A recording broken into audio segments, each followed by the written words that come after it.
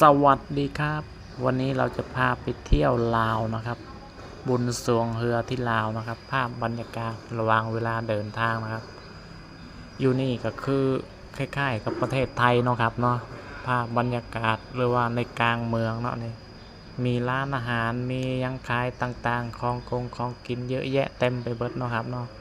มันก็ทรงคืออยู่ไทยแหละครับฟิลก็คืออยู่ไทยเลยคือแบบอยู่ในกรุงเทพในไทยเลยมีเซเว่นอีกเนาะครับเนาะคือประเทศลาวในปกติแล้วบ่มีเซเว่นเนาะ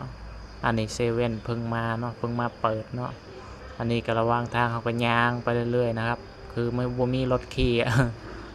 ก็เดินไปนี่อันนี้ก็เป็นป้ายทะเบียนรถลาวนะอันนี้ก็จะเป็นภาพบรรยากาศเนาะอยู่ในงานเนาะสวยงามคนกับย่างเต็มคือว่าผมกับย่างซื้อเนาะเห็นนั่นเห็นนี่อยากกินอยากได้นั่นได้นี่กับผมกับบ่มีเงินซื้อเนาะครับเนาะกันย่างเล่นไปเรื่อยๆเนาะครับเนาะคือแบบเดินไปเรื่อยๆอ่ะบ่มีวันสิ้นสุดคือแบบบ่มีเงินซื้ออันนี้ของเล่นเด็กเนาะรถเด็กเล่นโอ้ปลาบึกก็คืออยู่ไทยเฮาเลยปลาบึกเนาะปลาบึกย่างเนาะปลาหมึกย่างเนาะ